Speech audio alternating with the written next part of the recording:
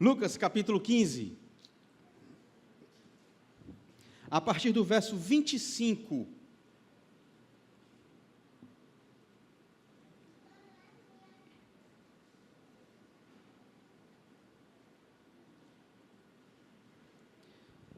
Lucas 15, verso 25,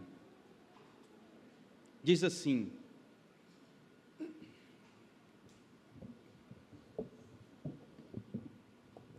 ó. Enquanto isso, o filho mais velho estava no campo.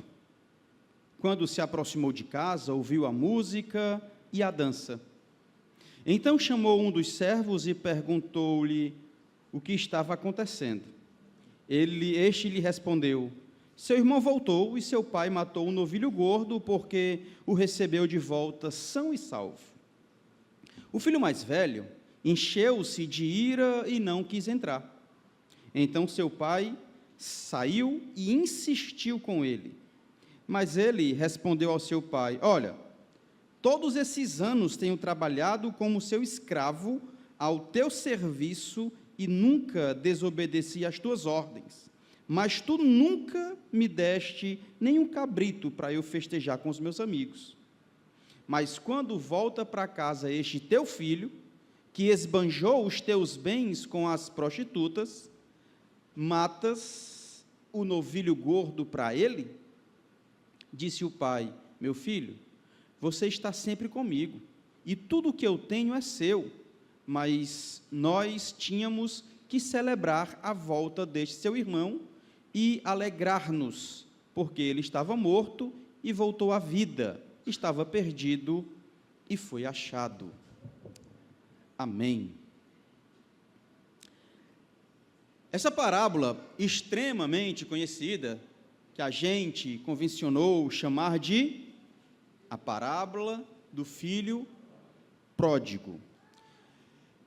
E tem ensinado o povo de Deus ao longo da história e da caminhada, porém, geralmente, a visão é de fato, o olhar é de fato para o filho que saiu de casa. O filho pródigo, aquele que esbanjou, aquilo que a gente aprende nos versos 11 até o 24, um pouco antes do texto que nós lemos, falando do filho mais novo, falando do filho pródigo. Porém, hoje, a gente percebe que Jesus também nos chama para olhar para o coração do filho que ficou em casa, do filho que não saiu para esbanjar, porque, na verdade, nesse contexto dos filhos, dois filhos perdidos, um que saiu, outro que ficou em casa também perdido. Se a gente olhar, por exemplo, só para ilustrar o que estamos falando, no versículo 13 de Lucas 15, vai dizer, versículo 13, não muito tempo depois, o filho mais novo reuniu tudo o que tinha e foi para uma região distante, e lá desperdiçou os seus bens vivendo irresponsavelmente. Estava perdido, largou a casa do pai, pediu a herança e esbanjou, jogou fora. Mas olha para o versículo 25, o texto que nós lemos, que mostra que alguém também estava perdido, mesmo sem ter saído de casa, mesmo sem ter esbanjado tudo. Versículo 25, enquanto isso, o filho mais velho estava no campo, estava trabalhando, estava em casa, estava servindo. Quando se aproximou da casa, voltou, ouviu as danças, ele chamou um dos servos, perguntou o que estava acontecendo, foi-lhe dito que é porque o seu irmão tinha voltado, e ele não quis entrar. O texto vai dizer, ele se irou, se indignou e não quis entrar. Sabe o que é mais cruel nesse texto, que eu percebo? É que o filho mais velho, ele não saiu, ele não esbanjou, ele não desperdiçou, mas ele também nunca viveu, de fato, a intimidade com o pai. Estava dentro de casa, com o pai, mas a intimidade ele não experimentou. Eu queria falar nesta noite sobre a intimidade restaurada pela graça. Olhando para o contexto do capítulo 15 de Lucas, tudo começa quando os fariseus murmuravam, dizendo, versículo 2 do 15. Então, versículo 1, na verdade, todos os publicanos e pecadores estavam se reunindo para ouvir Jesus. Versículo 2, mas os fariseus e os mestres da lei o criticavam, dizendo que este homem recebe pecadores e come com eles. Jesus responde com 3 parábolas. Vai falar sobre a ovelha perdida, vai falar sobre a dracma perdida e vai falar sobre o filho pródigo. Essa história, esse contexto começa quando alguém questiona Jesus, falando que ele não poderia se envolver em algumas circunstâncias, situações e com algumas pessoas. E é aqui que o nosso Senhor expõe o coração endurecido, o meu e o seu, representado aqui pelo filho mais velho. Bora começar?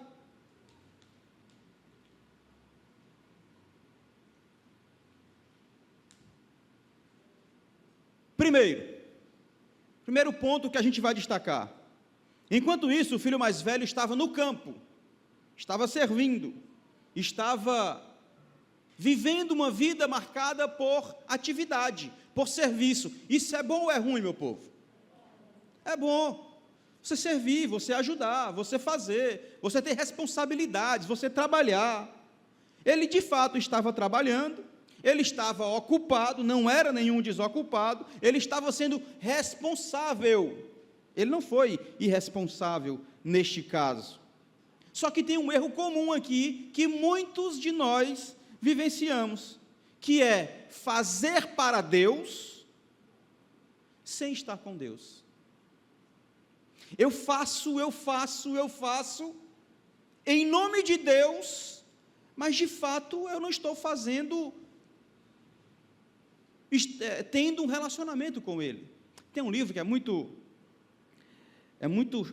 chocante, eu diria, preocupante, que é Feridos em Nome de Deus, que são autores que foram feridos na igreja por pessoas que serviam em nome de Deus, só que na verdade serviam ao seu bel prazer. E é isso que nós precisamos combater hoje. Fazer em nome de Deus é diferente de fazer com Deus. O filho que ficou em casa, ele fazia para o pai, servia ao pai, trabalhava ao pai, mas estava sem intimidade e sem relacionamento. Lembra de Marta? Não estou dizendo que é errado o que Marta fazia. Não. Até acho que é certo. Talvez o problema é que foi no momento errado. O próprio Senhor Jesus fala, em Lucas capítulo 10, a Maria, ela escolheu a melhor parte. Senhor, eu estou servindo, estou varrendo a casa, estou ajeitando as coisas, estou fazendo o almoço, e a Maria sentada aí, ouvindo a história. Marta, tu está perdida nessas coisas, mulher. É importante, mas como diria Eclesiastes 3, tudo tem seu tempo. Para cada coisa a gente tem que fazer. Esse momento é o momento de sentar, ouvir e adorar. Maria escolheu a melhor parte. Só para a gente reforçar o erro que a gente tem cometido, muitos de nós, talvez eu, talvez você, é que atividade espiritual é diferente de intimidade espiritual. Vixe como ele é crente, vixe como ela é espiritual, porque está na igreja todo dia, não perde nada na igreja, conhece a Bíblia do começo ao fim. Não obrigatoriamente isso signifique espiritualidade. Às vezes, já falei isso aqui nessa série, em alguns momentos, que o ativismo pode atrapalhar, inclusive, o meu relacionamento com Deus. Ah, pastor, então beleza, não vou mais servir, é isso? Não. Vou sair da igreja, é isso? Não. O que eu estou dizendo é que, se você serve, mas não tem relacionamento com Deus, não está servindo. Se você vem para o culto para preencher a lacuna na sua agenda, na sua programação semanal, você está perdendo o seu tempo, porque aqui é local de adoração. Adorar ao nosso Rei. E aqui tem um contraste que eu percebo, que é, enquanto um estava no campo, trabalhando e servindo, em casa estava rolando uma festa. No bom sentido, celebração, comemoração. Ele estava ativo, ele estava servindo, ele estava fazendo, mas ele não estava íntimo, ele não estava por dentro do relacionamento, ele não estava fazendo o que deveria fazer, nem na hora em que deveria fazer. Mateus capítulo 15, versículo 8, coloquei para a gente. Vai trazer um alerta para a gente, com base no que nós estamos conversando em relação ao filho mais velho.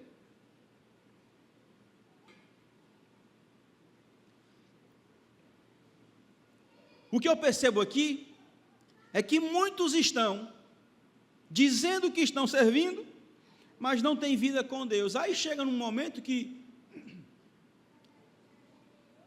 o Evangelho nos ensina: este povo me honra com os lábios, dá glória a Deus e aleluia, mas o seu coração está longe de mim. Não adianta eu proclamar com os lábios, quando de coração eu estou afastado de Deus, eu estou longe de Deus, eu estou distante do meu relacionamento com Deus. E de novo, eu não estou falando na igreja todo dia. Se puder, e não interferir, atrapalhar o seu relacionamento familiar, ok. Mas o foco aqui é intimidade com Deus, é conversa com Deus, é tempo com Deus, é oração a Deus, é jejum para Deus, é glorificar a Deus na vida. Muitos trabalham, servem, lideram, mas não oram, não choram, não se derramam na presença de Deus, aos pés de Deus, não se derrama ao nosso Senhor, não celebra mais,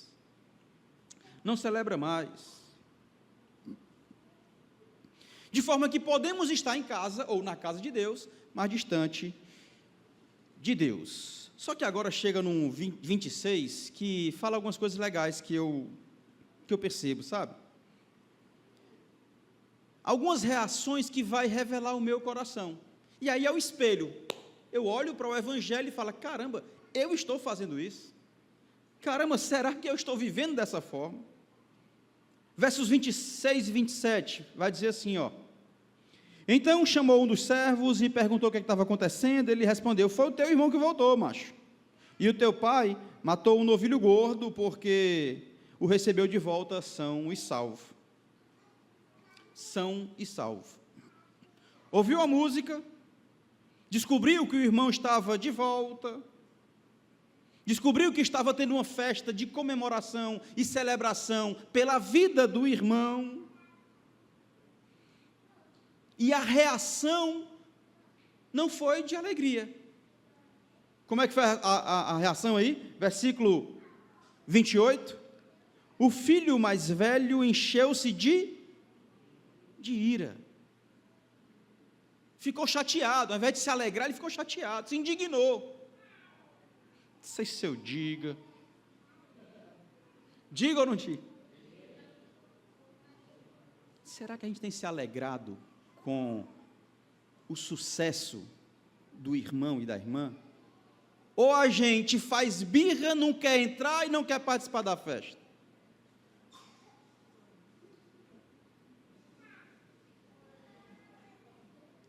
O irmão voltou são e salvo, o pai mata um novilho gordo, faz a festa, toca música, celebra, E o irmão que estava em casa fica revoltado, fica chateado. E agora que ele voltou, como é que vai ser? E a minha posição de liderança, como vai ficar? E era eu que pregava, e agora como é que vai ser? Ih, rapaz, não tem mais tempo na escala, porque ele voltou. Não. O que devemos fazer é louvar, celebrar, adorar, agradecer, porque você voltou, porque você está de volta, porque estamos unidos e reunidos, celebrando nessa festa que o Senhor preparou para nós, pela graça de Deus. Pela graça de Deus.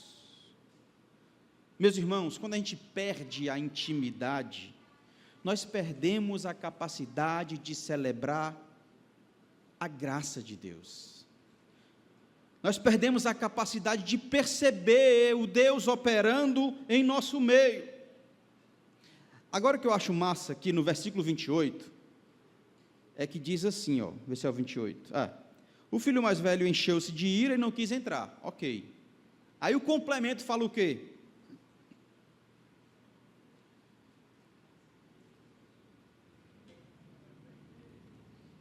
O seu pai saiu e insistiu com ele. Olha que coisa magnífica. Olha a graça de Deus.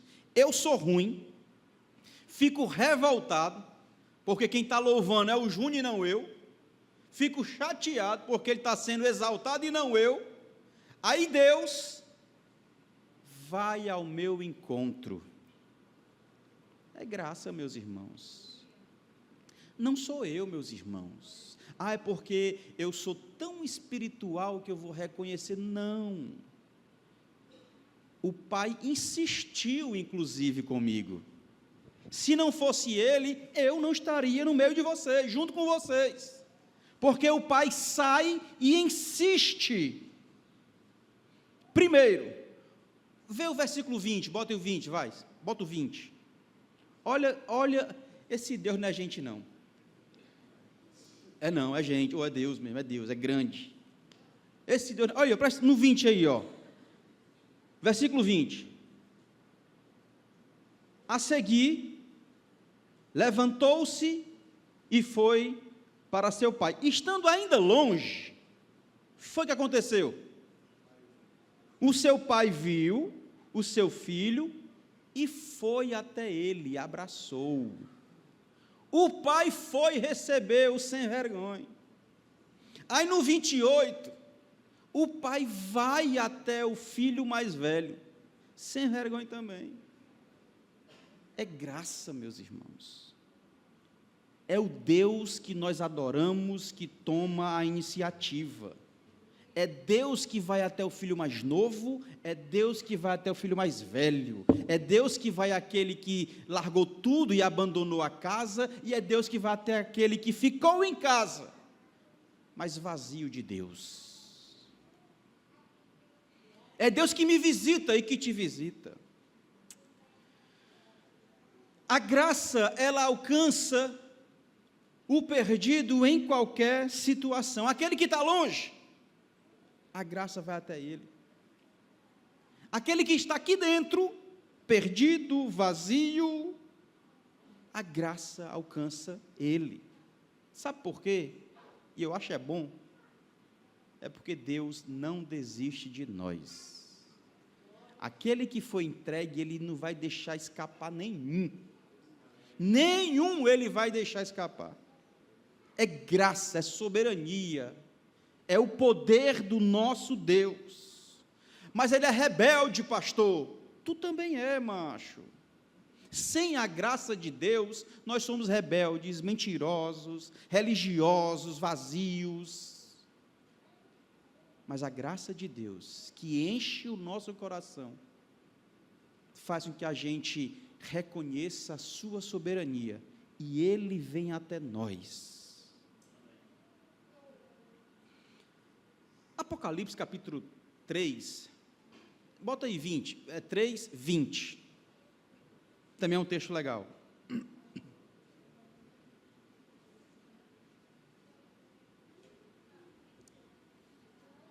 Apocalipse 3, 20. Eis que estou à porta e bato, se alguém ouvir a minha voz e abrir a porta, entrarei e cearei com ele e ele comigo. Ele está falando para quem aí? Para a igreja. Para a igreja. Ele está insistindo, ok? E tem uns camaradas que não querem abrir. Eu estou batendo. Se por acaso você abrir a porta, eu vou entrar, vou cear, vou... Sabe o que isso quer dizer? Que lá fora, no mundo, como nós costumamos falar, né? No mundo tem gente perdida, sim ou não? Mas na igreja também tem. Apocalipse, capítulo 3, versículo 20. Deus falando para a igreja. Alerta, meu povo. Abre a porta, meu povo. Eu quero entrar, quero cear, preste atenção. Nem todo perdido está lá fora. Aqui dentro, infelizmente, também tem. E é por isso que nós precisamos buscar a face de Deus. Pode até ser que você não seja o filho que se perdeu no mundo. Pode ser. Pode ser.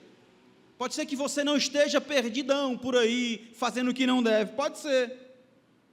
Mas pode ser que você esteja perdido dentro da casa do Pai. Pode ser. E é por isso que vale a reflexão, entendeu? Vale a gente meditar, perceber. O texto continua, versículo 29, falando sobre as características deste filho mais velho. Versículo 29, vai dizer assim, só no comecinho: mas ele respondeu ao pai: olha, todos esses anos tenho trabalhado como escravo, tenho te servido, não te desobedeço. E esse teu filho, rapaz, bastou ele chegar que tu mata um negócio para ele aí, para mim tu não fez nada disso. Aquele que não tem intimidade com Deus, tem a identidade distorcida. Eita! Aquele que tem o coração endurecido, olha para os outros e se compara, vive fazendo comparações. Sim, mas e ele? E ela? Por que é um novilho para ele, para mim nem um cabrito rei, mago? Para lá é um novilho gordo, para mim nem um cabrito rei, mago. Vive fazendo comparações.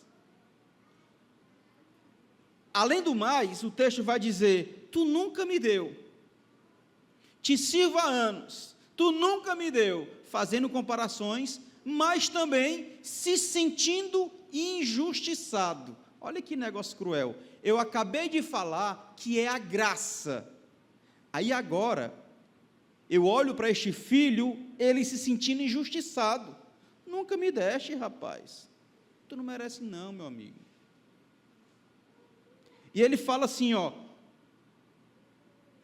Ele não merecia, porque ele esbanjou tudo, ele rasgou tudo no meio do mundo. Sabe o que eu percebo aqui? 3 coisinhas. Primeiro, vive fazendo comparações. Segundo, se sente injustiçado. E o terceiro, mais grave, que é o que monta tudo isso, ele não entendeu a graça. Macho, tu não merece também não, mano. Se ele não merece, tu também não merece.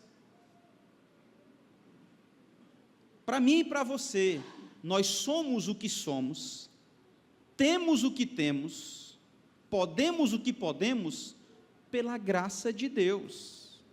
Nós não somos melhores do que o outro, nós não somos melhores do que a outra, nem aqui dentro e nem lá fora, porque somos todos iguais, sem a graça de Deus. Mas esse todos iguais não é positivo não, tá? É negativo. Somos menos do que o pó.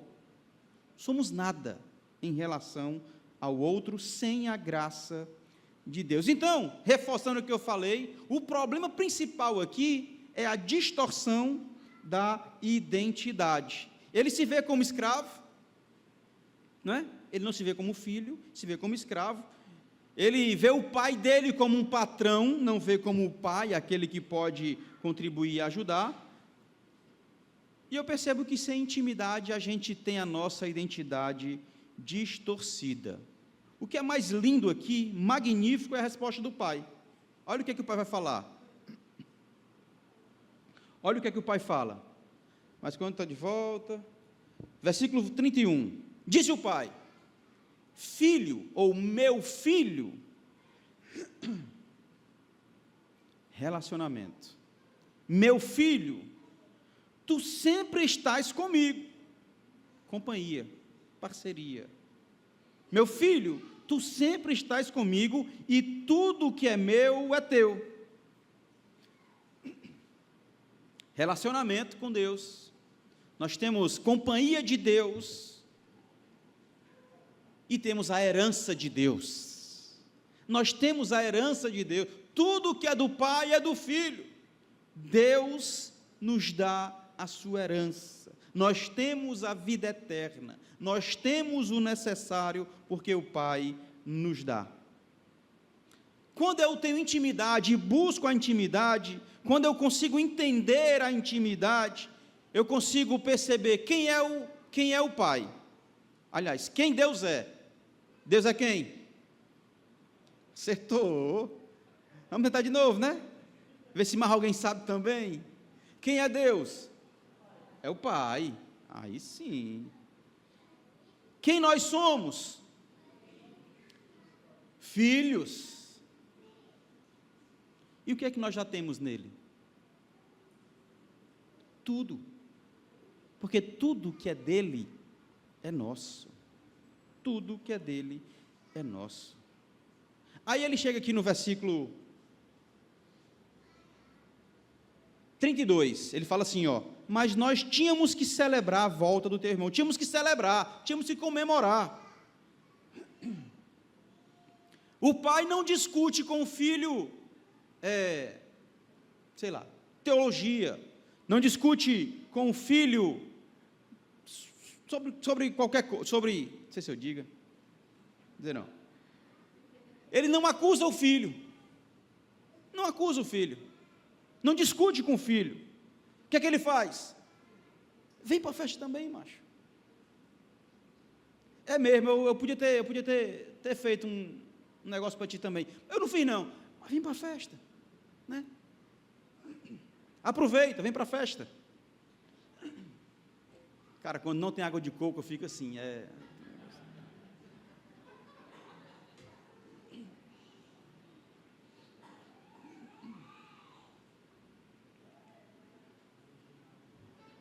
Para finalizar, povo, eu percebo nesse texto o propósito da graça. O propósito da graça, como foi falado hoje na EBD, o professor Ian falou isso para a gente. O propósito da graça é restaurar relacionamentos. Não é mudar comportamento simplesmente. Não é ser um cara mais coisado, mais não sei o quê, não. Além disso, restaurar relacionamentos. Restaurar relacionamentos. E aí fecha aqui o texto de forma aberta. Fecha, aberta, não entendi agora. Enfim, finaliza aqui, mas fica aberto. Nós não sabemos se o filho entrou. O texto não diz, não deixa claro. E vou ser muito honesto. Eu também não sei. Só que a intimidade restaurada começa com uma decisão. Qual é a decisão? Qual deveria ser a decisão do filho mais velho para que essa intimidade e relacionamento fosse restaurado? Entrar e celebrar, entrar e celebrar, entrar e celebrar. Uma conclusão resumida aqui do que nós vimos é que o filho se perdeu longe, mas o outro se perdeu dentro de casa. Eu percebo que sair é perigoso. Não saia, em nome de Jesus. É perigoso.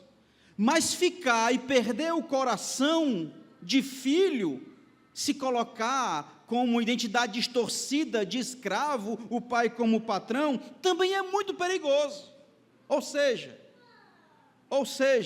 viver longe de Deus, ou viver perto de Deus, mas sem intimidade, é extremamente perigoso e pode ser o nosso fim espiritual, nossa frieza espiritual. O filho mais novo voltou para casa, glória a Deus por isso. Só que o filho mais velho se revoltou, se indignou. Em outras palavras, ele precisava voltar o seu coração para o pai. Ele precisava quebrar o orgulho. Ele precisava tirar aquilo que o afastava de Deus. De forma que a minha palavra para você hoje, ou sei lá, de repente a palavra de Deus para você hoje, é que a casa é sua. É que você pode se aproximar dele. É que ele está disposto a te abraçar. É que ele foi te buscar nesta noite. É que a festa é para você, é que nós precisamos celebrar, porque Ele derramou a graça sobre nós. Ele te convida, venha, entra, vamos celebrar, rapaz. Está doendo, está sofrido, pastor. O convite é, entra, vem, vamos celebrar a Deus. Apenas 3, e não mais do que isso, aplicações, que meu tempo já foi. Hoje, nós estamos falando e convidando você, não para sair daqui, cara, vou sair da igreja. Não, deixa de ser besta. Não é isso não, mano. É abrir mão de uma religiosidade vazia, que não te leva para lugar nenhum. Essa é a ideia. Fica na igreja, mas busca intimidade com Deus. Já sei, então não vou mais trabalhar em lugar nenhum, vou entregar todos os meus ministérios. Pode diminuir alguns, mas não entrega não, é importante. Eu não estou falando para você entregar tudo não, estou falando para você se aproximar mais do Pai. Não adianta servir sem estar andando, como foi falado hoje também, com Deus. O Pai já saiu ao seu encontro, agora só falta você fazer uma coisa, o quê? Você entrar. Amém. Glória a Deus.